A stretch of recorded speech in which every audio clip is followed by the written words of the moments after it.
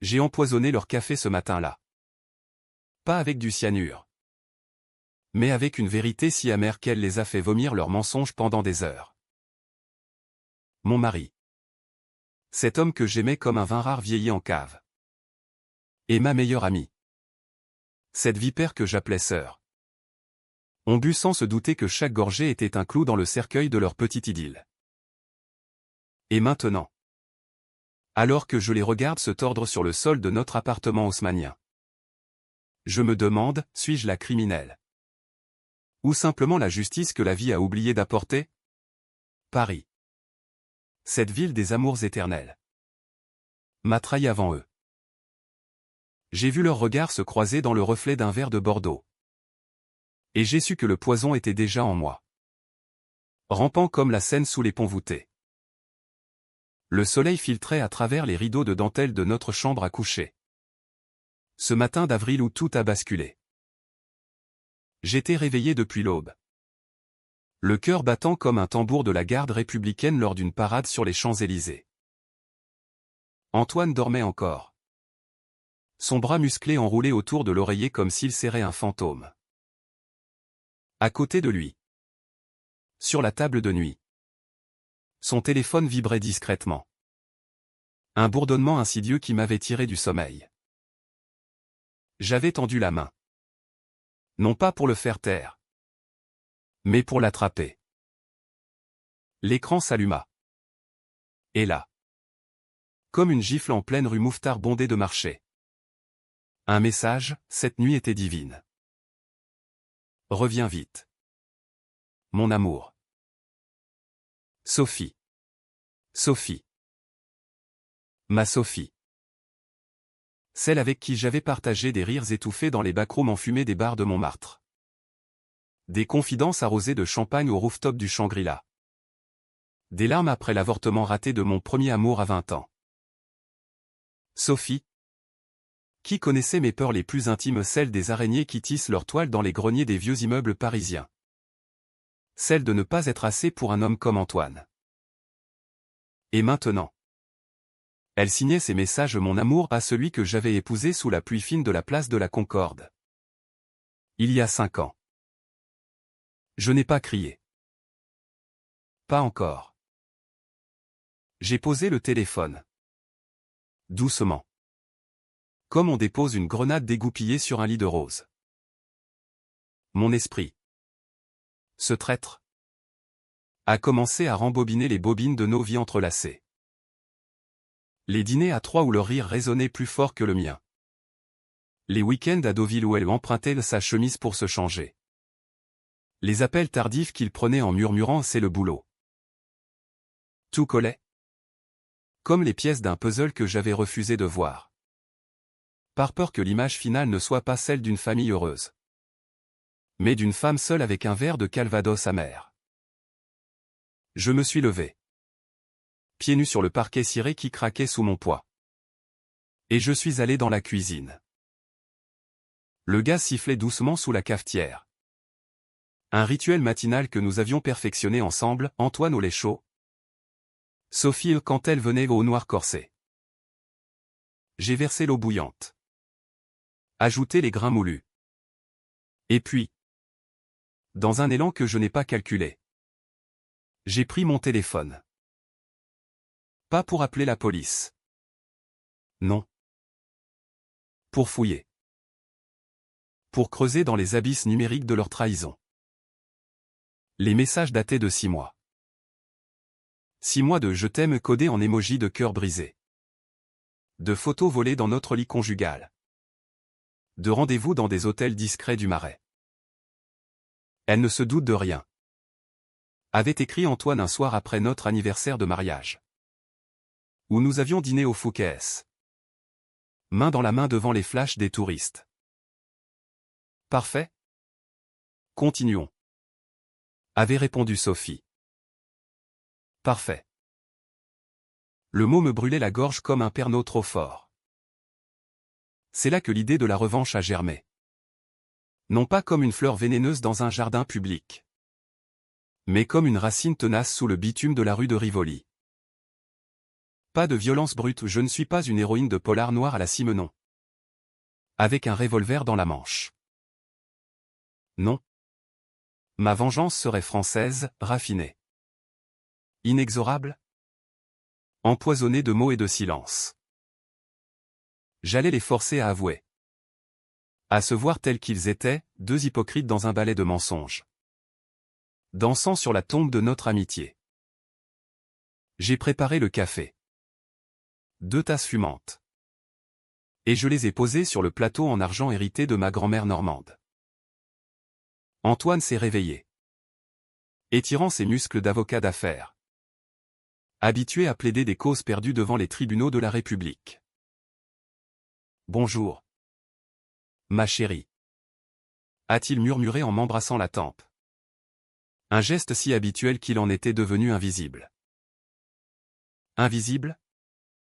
Comme leur nuit volée. Sophie est arrivée 1 heure plus tard. Comme prévu pour notre brunch dominical. Un rituel que nous maintenions malgré les fissures. Elle a franchi la porte de notre appartement du 7e arrondissement. Rayonnante dans sa robe fleurie de chez Cézanne. Ses cheveux châtains cascadant comme une pub pour L'Oréal. Oh. Élise. Tu as l'air fatiguée. Travail trop dur à l'agence, a-t-elle lancé en m'embrassant sur les 2 joues. Son parfum de jasmin envahissant l'air comme une invasion douce. Fatigué? J'étais un volcan sous la croûte terrestre. Prêt à cracher sa lave sur les boulevards de cette ville indifférente. Nous nous sommes assis autour de la table en chêne massif. Sous le lustre en cristal qui projetait des arcs-en-ciel sur les murs crème. Antoine a servi le café. Ignorant que j'avais glissé dedans non du poison physique. Mais une carte mémoire minuscule. Cachée sous le sucrier. Sur cette carte, tout. Capture d'écran. Enregistrement de leurs appels volés que j'avais hackés via un logiciel banal acheté sur le dark web, un petit péché technique que j'avais appris lors d'un atelier à la maison de la radio. Buvez. Ai-je dit simplement. Ma voix calme comme la Seine un jour sans vent. Ils ont obtempéré. Leurs lèvres touchant le bord des tasses avec une innocence feinte. Puis, j'ai sorti mon téléphone. Connecté à la télé à écran plat qui trônait dans le salon. L'écran s'alluma. Et les messages défilèrent. Agrandi. Impitoyable. Regardez. Ai-je murmuré. C'est vous. C'est nous. Le silence qui suivit fut plus assourdissant que le trafic de l'avenue Montaigne à l'heure de pointe. Antoine pâlit. Sa tasse tremblant dans sa main. Du café noir goûtant sur la nappe brodée. Sophie. Elle. Porta la main à sa bouche. Ses yeux verts, ses yeux que j'avais enviés tant de fois s'écarquillant comme ceux d'une biche surprise par les phares d'une 2CV sur une route de campagne. Élise. Ce n'est pas ce que tu crois. Balbutia Antoine. Sa voix d'avocat chevronné se brisant comme du verre filé. Sophie et moi. C'était une erreur. Un moment de faiblesse après trop de vin au relais de l'entraide. Une erreur? J'ai ri. Un rire sec. Comme le craquement des feuilles mortes sous les bottes des touristes au jardin des Tuileries en automne. Une erreur qui dure 6 mois? Des nuits entières pendant que je rentrais d'un shooting photo à Lyon. Épuisé. Pour vous trouver endormi et sur le canapé avec un film à moitié regardé. Sophie pleurait maintenant. Des larmes de crocodile qui ruisselaient sur ses joues poudrées. Élise. S'il te plaît. Tu es ma meilleure amie. Je t'aime. C'était lui qui m'a poursuivi. Je n'ai pas pu résister. Résister. Le mot me frappa comme un coup de klaxon d'un taxi marseillais. J'ai me levé. Lentement. Et je me suis approché d'elle. Nos visages si proches que je pouvais voir les pores de sa peau. Ces pores que nous avions choyés ensemble lors de soins au spa therme de Cluny. Meilleure amie. Ai-je répété. savourant chaque syllabe comme un macaron trop sucré. Et c'est ainsi que tu me remercies? En te glissant dans mon lit. Dans ma vie? Pendant que je construisais la nôtre pierre par pierre. Comme un château de sable sur la plage de Trouville? Antoine tenta d'intervenir. Se levant à son tour. Ses mains tendues comme pour plaider une cause en appel. Élise. Écoute-moi. Je vais tout quitter pour toi. On recommencera. À la campagne. Peut-être en Provence. Loin de tout ça. Loin de tout ça. Comme si Paris, avec ses lumières éternelles et ses secrets enfouis dans les catacombes, pouvait être effacé d'un claquement de doigts. Je l'ai regardé. Cet homme que j'avais aimé pour sa force tranquille. Pour ses discours enflammés sur la justice lors de nos dîners aux petits zincs. Et je vis, pour la première fois, le vide derrière ses yeux bleus, un opportuniste. Un collectionneur de cœurs comme on collectionne des millésimes de Château Margaux. Non. Ai-je dit simplement. Tu ne quitteras rien. Pas encore. J'ai appuyé sur play. Et l'enregistrement commença, leur voix. Haletante. Dans une chambre d'hôtel anonyme du quartier latin. Je l'aime. Mais pas comme toi. Murmurait Antoine. Elle est prévisible. Sophie riait. Un rire que je connaissais si bien. Celui des nuits folles à l'Olympia. Ils se figèrent. Le son de leur trahison emplissant la pièce comme un gaz toxique. Sophie s'effondra en sanglots. Rampante presque. Agrippant ma jupe. Pardonne-moi. Élise. Je ferai n'importe quoi. N'importe quoi. Ces mots devinrent mon mantra. Ma vengeance ne serait pas un cri. Mais un plan. Tissé avec la précision d'une tapisserie de gobelins. D'abord, je l'ai forcé à rester. À écouter. À revivre chaque instant volé. Pendant que je racontais. Calmement. Les nuits où j'avais pleuré seul dans notre salle de bain carrelée de faïence ancienne. Imaginant des scénarios pires que la réalité. Antoine suppliait. Promettant des thérapies de couple chez un psy du boulevard Saint-Germain. Des voyages à Saint-Tropez pour se retrouver. Sophie offrait son amitié éternelle. Jurant sur la tête de sa mère bretonne qu'elle partirait à l'autre bout du monde. Mais je ne les laissais pas partir. Pas physiquement. Pas encore. Je les enfermais dans cette bulle de vérité, les obligeant à boire leur café amer jusqu'à la lie. Et tandis que le soleil montait haut dans le ciel parisien, illuminant les toits de zinc comme un projecteur impitoyable. Je sentis le premier frisson de pouvoir, celui de la femme qui, enfin, tenait les rênes. Étais-je fautive? Non. J'étais vengeresse. Et ce n'était que le début. Le soir tomba sur Paris comme un voile de velours noir. Parsemé d'étoiles artificielles, les lumières des bateaux-mouches glissant sur la Seine. Les néons des brasseries du quartier des Champs-Élysées clignotant invitations mensongères. Dans notre appartement. L'air était lourd. Saturé de regrets non dits et de café refroidi. Antoine et Sophie étaient assis côte à côte sur le canapé en cuir patiné. Comme deux accusés dans un tribunal invisible. Moi. Élise. Je faisais les 100 pas. Mes talons claquant sur le parquet comme des coups de marteau sur un cercueil. Pourquoi, demandai-je enfin. M'arrêtant devant la fenêtre qui donnait sur la tour Eiffel. Cette sentinelle impassible qui avait vu tant de cœurs brisés. La question n'était pas rhétorique, c'était une sonde. Plongeant dans les abysses de leurs âmes pour en extraire la pourriture. Antoine leva les yeux. Ses traits tiraient. La barbe naissante accentuant les ombres sous ses yeux. C'est toi qui m'as changé. Élise. Au début. C'était passionné nos nuits à danser au caveau de la Huchette. Jazz enivrant et sueur partagée. Mais le mariage. Les routines. Les dîners froids quand tu rentres tard de tes shootings. Les disputes sur l'argent pour rénover cet appartement hérité. Sophie. Elle me rappelait qui j'étais avant. Avant. Le mot me lacéra comme un vent d'hiver sur les quais de la gare de Lyon. Avant moi. Avant nous. Avant les promesses échangées sous les arches de Notre-Dame. Avant que je ne porte son enfant pendant 3 mois. Perdu dans un flot de sang et de larmes à l'hôpital Cochin. Et toi? Sophie, dis-je en me tournant vers elle.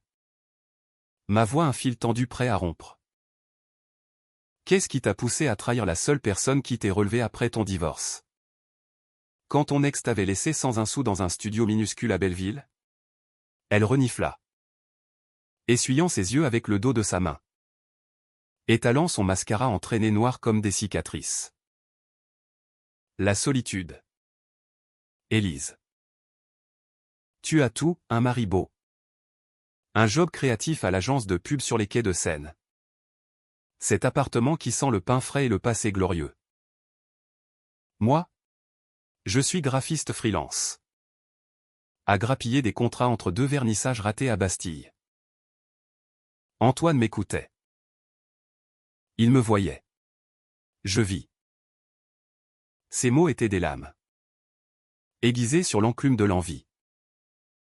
Je m'assis en face d'eux. Croisant les jambes avec une grâce étudiée. C'est la prise lors de cours de danse au Conservatoire de Paris. Très bien. Voyons-vous. Alors.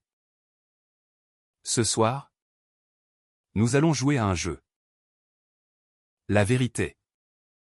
Ou la ruine. Le jeu commença par des aveux forcés. Antoine raconta leur première rencontre, un apéro innocent après une expo au Louvre. Où Sophie avait commenté un Monet avec une perspicacité qui l'avait ébloui. Ton rire était si libre, dit-il, évitant mon regard. Un baiser volé sous la pluie place Vendôme. Puis des hôtels, le Crillon pour les anniversaires. Des motels anonymes près de la porte de Clignancourt pour les soirs de passion brute. Sophie ajouta les détails sensoriels, l'odeur de son aftershave Acadie Parma. La texture de ses draps en lin égyptien nos draps. Chaque confession était une aiguille dans ma chair. Mais je les absorbais. Les transformant en armure. Mon esprit. Aiguisé par des années à négocier des contrats publicitaires impitoyables. Cartographiait déjà la carte de leur destruction. Pas physique, je ne suis pas une furie de tragédie grecque. Hurlant sur les marches du palais de justice. Non. Psychologique, les rongées de l'intérieur. Comme l'acide sur le marbre d'une statue antique au musée d'Orsay. À minuit. Quand les cloches de Saint-Sulpice sonnèrent au loin. Je les envoyais dormir dans des chambres séparées. Antoine dans son bureau. Sur le divan inconfortable encombré de dossiers légaux, Sophie dans la chambre d'amis. Avec ses rideaux fanés et son lit une place qui grinçait comme un reproche. Moi. Je restais éveillé. Un verre de Sancerre à la main. Scrollant leur profil LinkedIn. Instagram. Ces façades lisses où ils posaient en couple parfait lui en costard sur les marches du Palais Bourbon. Elle en robe bohème au pied du Sacré-Cœur. Le lendemain. Lundi. Paris reprit son pouls effréné, métro bondé à Châtelet. Klaxon furieux sur le périphérique. Vendeur de marrons chauds au coin des rues. Je partis au travail comme si de rien n'était. Laissant un mot, revenez ce soir. Le jeu continue. À l'agence? Près du Pont-Neuf. Je pitchais une campagne pour un parfum, traître aux étoiles. Ironie du sort. Et mes collègues applaudirent ma créativité si viscérale. Viscérale? Oui, ou nourrie de sang frais. Le soir, je rentrais avec des provisions, fromage de la fromagerie du Marais, baguettes croustillantes de chez Poilane, et un album photo que j'avais exhumé du grenier. Nous dînâmes en silence. Le couteau du saumon fumait luisant comme une menace. Puis, les photos, nous trois à 25 ans.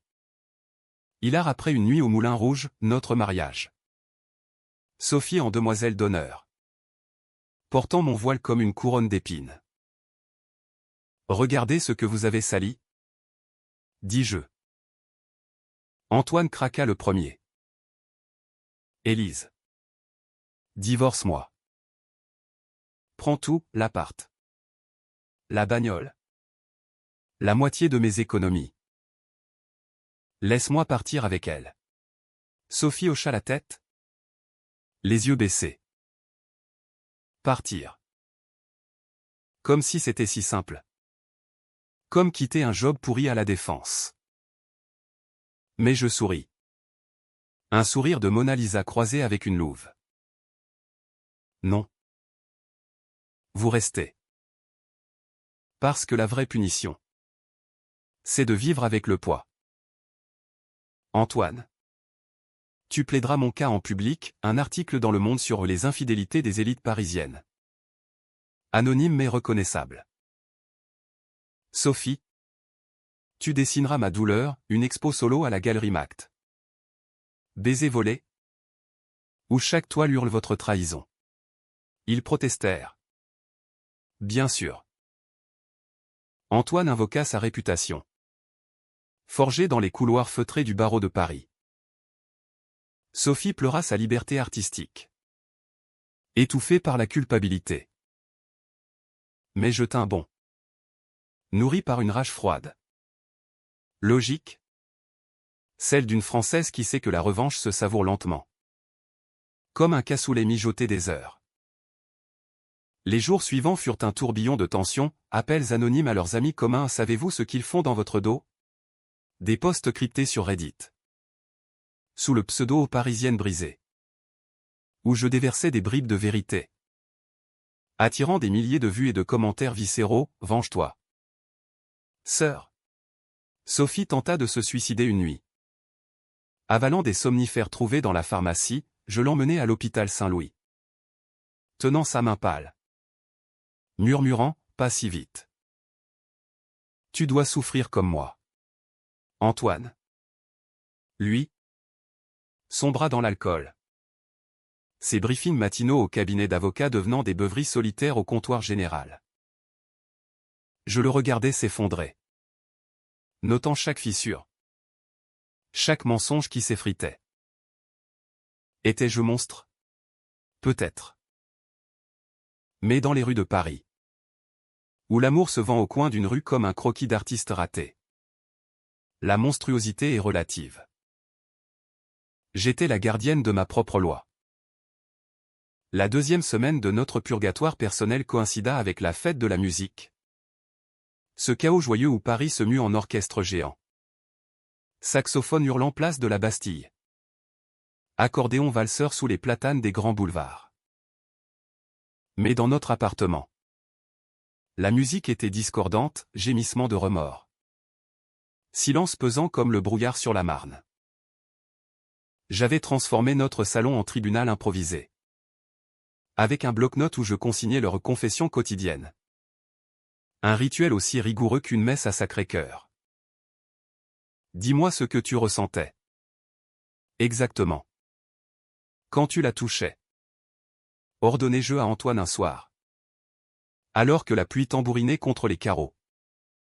Effaçant les lumières de la ville comme des regrets noyés. Il hésita. Son verre de cognac tremblant. Puis murmura, de la vie. Une étincelle que j'avais perdue dans nos routines, tes absences pour des campagnes à Cannes. Mes nuits à rédiger des plaidoiries pour des clients véreux. Vie. Le mot me gifla plus fort qu'un scandale à la une de Voici. J'imaginais nos débuts, lui. Jeune avocat flamboyant rencontré lors d'un vernissage à l'hôtel particulier Montmartre. Moi. Assistante photo ambitieuse avec des rêves plus grands que les négatifs de Cartier-Bresson. Nous avions dansé jusqu'à l'aube, bu du champagne volé dans les caves de mouettes, promis l'éternité sous les étoiles filantes du champ de Mars. Et maintenant, cette étincelle, il l'avait allumée avec elle. Sophie, de son côté, dessinait frénétiquement sur des carnets que je lui avais fournis, croquis de corps entrelacés. Visage masqué de larmes. Paris en fond déformé comme un Picasso tourmenté. C'est pour toi, Élise, dit-elle un après-midi, me tendant une feuille où mon portrait apparaissait. Yeux clos. Une dague de lumière transperçant le cœur. Pour que tu comprennes ma douleur aussi. Sa douleur? Je ris. Amère? En froissant le papier. Ta douleur est un luxe. Sophie. La mienne est une chaîne, 5 ans de mensonges. Un enfant fantôme que nous aurions pu avoir. Des amis qui me regardent maintenant avec pitié lors des apéros au Baron Rouge. Elle baissa la tête. Ses épaules secouées de sanglots silencieux. Et pour la première fois, je vis la fissure en elle, l'envie qui rongeait son talent. La peur d'être seule dans cette ville vorace qui dévore les âmes faibles. Ma propre psychologie se tordait dans ce maelstrom. Les nuits. Je marchais seul le long des berges du canal Saint-Martin, où les bobos sirotent des bières artisanales en feignant l'authenticité. Là, sous les ponts tagués de déclarations d'amour éphémères, je disséquais mon âme. Étais-je jalouse? Oui. D'une jalousie saine. Celle qui forge l'acier. Étais-je sadique? Peut-être. Mais pas plus que les romanciers français que j'adorais, Zola et ses Rougon-Macquart, Balzac et ses illusions perdues. Ma vengeance était littérature vivante, un drame où les personnages saignaient de vérité. Je décidai d'étendre le théâtre. J'invitai nos amis à un dîner réconciliateur, Claire la galeriste. Avec son chignon impeccable et ses jugements lapidaires, Marc l'éditeur. Toujours un peu ivre de ses propres mots, et bien sûr, la mère d'Antoine. Cette bourgeoise du 16e qui tricotait des pulls en cachemire tout en critiquant mon manque de discrétion sociale. La table était dressée avec soin, chandelle de chez Diptyque. Vin de Bourgogne millésimé. Et au centre, un plat de coq au vin que j'avais mijoté moi-même. Imprégné de romarin, symbole de souvenir. Ou d'oubli forcé. Ils arrivèrent, parfumés et curieux, ignorant le volcan sous la surface. Antoine et Sophie jouaient les hôtes parfaits. Sourires plaqués comme des masques vénitiens au carnaval de la place des Vosges. Mais au dessert une tarte aux pommes dorées. Croustillante comme une promesse brisée, je lâchai la bombe. Chers amis, Antoine et Sophie ont une annonce. Les yeux rivés sur moi. Ils balbutièrent une confession édulcorée, une liaison.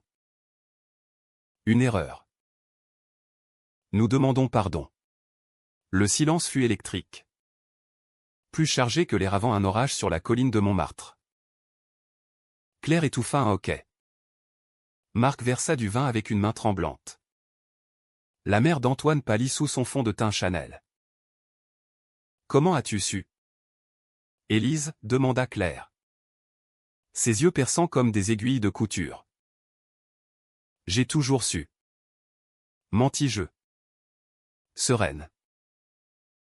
Les femmes de Paris apprennent à lire entre les lignes des regards. Comme on lit le Figaro entre deux stations de métro. Les questions fusèrent, détails sordides. Motivation psychologique. Futurs incertains. Antoine suait. Sophie triturait sa serviette. Et moi. Je dirigeais le cœur de leur humiliation avec la maestria d'une chef d'orchestre à l'Opéra Garnier. Après leur départ. Dans le désordre des assiettes sales et des verres vides. Antoine explosa. Tu nous as exposés. Ma carrière est ruinée, un client vient de m'appeler. Il retire son dossier. Sophie hurla, c'est de la torture psychologique. Élise. Tu n'es plus la femme généreuse que j'ai connue au cours de yoga du Luxembourg. Généreuse? J'avais été généreuse en amour. En amitié. En pardon anticipé pour des fautes imaginaires. Maintenant. J'étais impitoyable. Une logicienne de la douleur. Calculant chaque coup comme un échiquier géant sur la place du tertre. C'est le prix. Répondis-je. Payez-le. Ou partez sans rien. Cette nuit-là. Pour la première fois.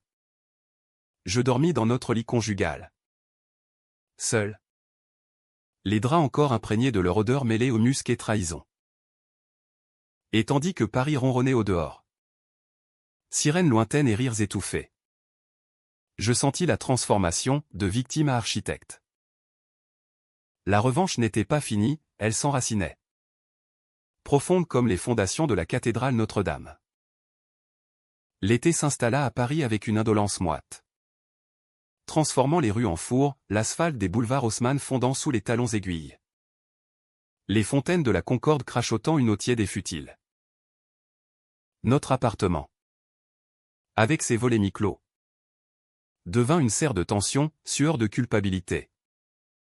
Humidité de non-dit. J'avais imposé de nouvelles règles aux pas de contacts extérieurs sans mon aval. Des séances thérapeutiques quotidiennes où ils disséquaient leur adultère comme des chirurgiens au bloc de l'hôpital Pitié-Salpêtrière. Antoine obéissait. Brisé. Ses costumes sur mesure pendant sur son corps amaigri. Il passait ses journées à réécrire des plaidoiries fictives sur notre trahison. Des essais cathartiques que je lisais à voix haute le soir. Sa voix chevrotante imitant la mienne. L'accusé. Élise. Plaide non coupable de naïveté. Mais coupable d'amour excessif. Récitait-il. Et je riais. Un rire qui résonnait creux dans les couloirs haussmanniens. Sophie. Elle. Canalisait sa rage en art, ses toiles s'empilaient dans le salon. Explosion de rouge et de noir baisers sanglants. Corps déchiré. La scène comme veine ouverte. Un jour, elle me confia, je te hais pour ça. Élise. Mais je m'haïs plus. Haine. Le mot était un miroir. Reflétant ma propre introspection lors de promenades solitaires au bois de Boulogne. Où les joggeurs ignoraient les ombres des amours mortes. Ma psychologie. Fouillée par des lectures volées off-road en édition folio. Des podcasts sur la jalousie à la radio France Culture révélaient des couches, l'abandon de mon père. Parti avec une voisine quand j'avais 10 ans. Dans notre maison de banlieue à Vincennes, la compétition larvée avec Sophie depuis nos études à l'école des Beaux-Arts. Où elle excellait en dessin et moi en photo. Toujours seconde. Étais-je fautive? Oui. D'avoir ignoré les signes. D'avoir bâti mon bonheur sur du sable mouvant comme les berges de l'île de la Cité. Mais la revanche me galvanisait. J'orchestrais une réconciliation publique, une soirée dans un cabaret du Pigalle. Où Antoine et Sophie durent danser un tango forcé sous les regards goguenards des habitués. Lui. Maladroit dans ses pas appris à la hâte, elle. Gracieuse mais les yeux vides. Comme une poupée de cire au musée Grévin. Je sirotais un cocktail au comptoir. Observant leur humiliation comme un mets raffiné. Épicé de schadenfreude germanique infiltré dans l'âme latine. Puis vint le coup de grâce personnel, je les forçais à revivre leurs moments volés. Une nuit. Je les envoyais dans notre chambre. Nus. Avec pour ordre de refaire l'amour sous mes yeux. Ils protestèrent. Horreur dans les yeux, Antoine invoquant sa dignité d'homme de loi. Sophie sa pudeur d'artiste. Mais je tins bon. Assise dans un fauteuil Voltaire. Un verre de pastis dilué à la main. Montrez-moi ce que j'ai manqué. Ce fut pathétique, corps tendu. Baiser mécanique. Gémissement fin qui sonnait faux comme une contrefaçon de Rolex sur le marché aux puces de Saint-Ouen. Au milieu. Antoine s'effondra. Pleurant, c'est mort. Élise. Tout est mort entre nous. Sophie se recroquevilla.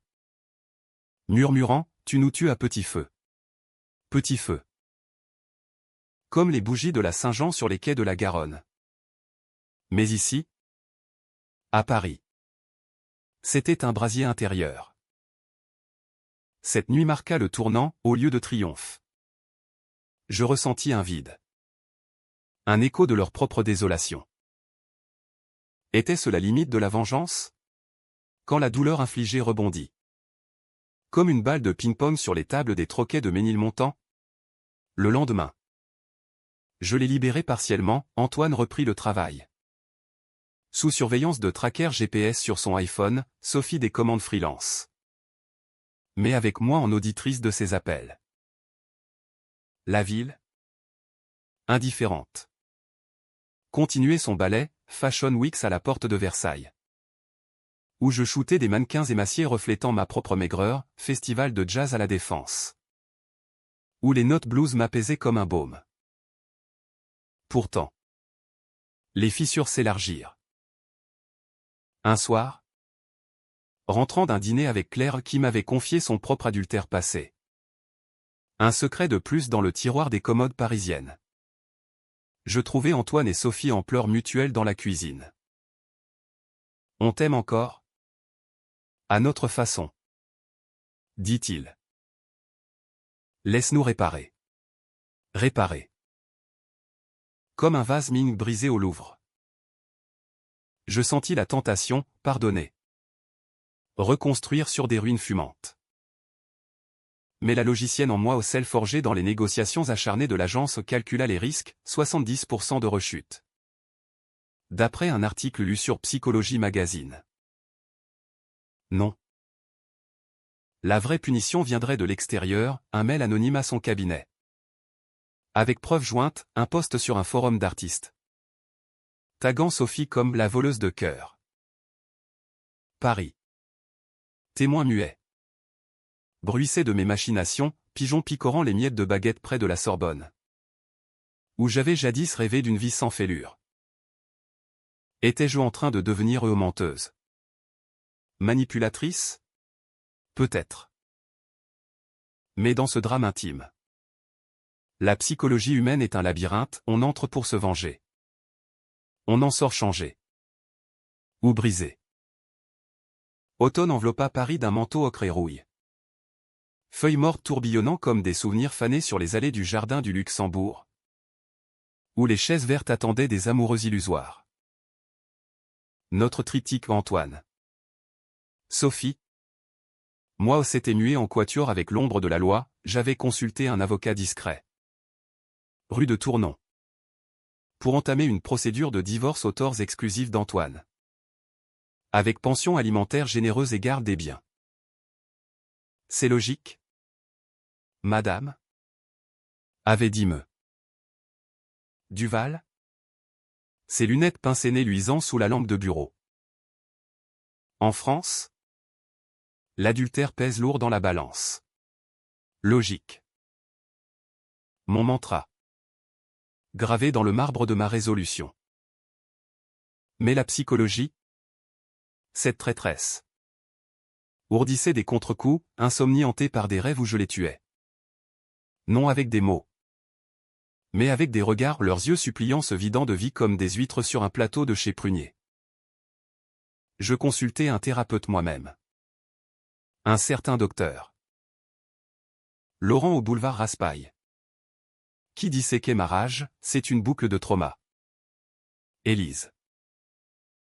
La trahison de l'ami est pire que celle de l'amant. Car elle brise le miroir de soi. Le miroir. Je passais des heures devant le grand ovale du salon. Étudiant mon reflet, pommette saillante. Yeux cernés comme ceux d'une actrice de Godard. Cheveux châtains en bataille rappelant mes folles années étudiantes à Nanterre. Qui étais-je devenu? La femme vengeresse. Oui. Mais aussi une artiste de la destruction. Peignant avec des traits de douleur fine comme un crayon compté. Antoine. De son côté. Sombrait, licencié discrètement par son cabinet après les fuites conflits d'intérêts personnels. Dirent-ils. Il errait dans Paris comme un fantôme. Buvant des demi au Procope. Café des Lumières où Voltaire jadis raillait les hypocrisies. Il rentrait saoul. Suppliant, Élise. Un signe. Un pardon. Souviens-toi de notre voyage à la Côte d'Azur. Les vagues de Nice léchant nos pieds nus. Souvenir. Ils étaient des poignards maintenant. Aiguisés par l'absence. Sophie exposa enfin ses toiles à la galerie Itinérance. Dans le 13e. Quartier brut où le street art hurle la vérité des banlieues. Baiser volé attira la presse, Libération titra l'art de la trahison intime. Et les critiques louèrent sa crudité psychologique. Mais chaque visiteur, guidé par mes posts anonymes sur les réseaux, chuchotait, c'est autobiographique. Non. La meilleure amie bafouée. Elle rentrait brisée. Se jetant dans mes bras, ironie cruelle ou pour pleurer, tu as gagné. Élise. Je suis un monstre. Gagné? Le mot sonnait creux. Comme un écho dans les catacombes que je visitais un dimanche pluvieux. Entouré d'ossements anonymes rappelant la vanité humaine. Ma vengeance atteignait son apogée, un podcast sur France Inter. Où sous pseudonyme j'anonymais notre histoire. Attirant des milliers d'écoutes et des mailles de solidarité où tu es notre voix. Parisienne brisée. Les médias flairèrent l'affaire. Closer publiant un dossier flou, scandale chez les bobos du 7e, adultère et revanche psychologique. Antoine tenta le suicide. Un soir de novembre venteux. Avalant des barbituriques dans la salle de bain. Au débordant comme des larmes collectives. Je le trouvai. Pâle comme un marbre de Rodin. Et appelait les secours, Samu hurlant dans les escaliers étroits. Voisin curieux derrière les portes cochères. À l'hôpital Necker. Il murmura. Tubulisé, finiant. Élise. Tue-moi avec ta haine. Tuer. La limite. Assise à son chevet. Sous les néons froids. Je sentis la faille, ma propre humanité. Ce fil ténu reliant la victime à la bourreau. Sophie veillait aussi. Silhouette effacée. Et pour la première fois. Nous parlâmes sans venin, j'ai tout perdu par orgueil. Avoua-t-elle. Et toi, demandai-je. Par amour mal placé. Amour. Le mot? Galvaudé. Repris cher dans cette chambre stérile, amour blessé. Amour déformé. Mais amour quand même. Le docteur. Laurent avait raison, la boucle se fermait. Je décidai de lâcher prise. Non par faiblesse, mais par force celle de reconstruire seul. Comme une tour Eiffel redressée après un ouragan. De retour à l'appartement. Avec Antoine en rémission forcée. Je posai les ultimatums finaux, divorce signé. Parts égales des biens. Et un pacte de silence éternel. Sophie partit pour Bretagne. Ses toiles vendues pour financer un atelier à Quiberon. Face à l'Atlantique indompté. Antoine loua un studio à Oberkampf. Reprenant des affaires pro bono pour expier. Seul enfin. Je marchais sous la pluie fine de la place de l'Étoile. L'Arc de Triomphe dressé comme un monument à la résilience. Étais-je fautive? Pour l'adultère supposé? Non. Pour ma revanche? Peut-être. Mais elle m'avait sauvé, forgé dans le feu de la trahison. Je renaissais. Plus forte. Plus vraie. Paris. Ville de lumière et d'ombre. M'accueillit comme une vieille amie, imparfaite, mais éternelle. Hiver s'abattit sur Paris avec une férocité nordique. Neige rare saupoudrant les toits comme du sucre glace sur une religieuse de chez Storey. Vent hurlant chassant les flâneurs des Tuileries gelées. L'appartement. Vidé de ses fantômes. Résonnait d'un silence libérateur, plus de patrinant d'Antoine dans le couloir. Plus de sanglots étouffés de Sophie dans la nuit. J'avais vendu les meubles superflus, le canapé témoin de leurs étreintes. La table de confession est réaménagée avec des pièces épurées, un bureau en verre pour mes nouveaux projets photos. Un lit king size pour des rêves sans cauchemar. La thérapie continua. Non plus comme un pansement, mais comme un scalpel, le docteur Laurent. Avec sa barbe grisonnante et son accent provençal apaisant. Dénudait les strates. Votre vengeance était cathartique. Élise. Mais le vrai drame est intérieur, l'auto-sabotage masqué en justice. Auto-sabotage. Oui, j'avais toléré les signes, les parfums étrangers sur ses cols. Les absences prolongées justifiées par des réunions tardives au Sénat. Par peur de la solitude. Cette Parisienne cosmopolite qui dévore les âmes esselées comme des escargots au beurre persillé. Antoine réapparut sporadiquement, livraison de fleurs de chez Rose Faré. Lettre manuscrite sur papier vélin. Plaidant une amitié post-divorce. J'ai compris la profondeur de ma faute. Écrivait-il. Évoquant des nuits solitaires à contempler la lune sur le canal de l'Ourcq. Je lisais. Impassible. Puis jeté au feu de la cheminée. Flammes dansant comme des diables rieurs. Sophie. De loin. Envoya un colis, un dessin encadré. Moi en guerrière amazonienne.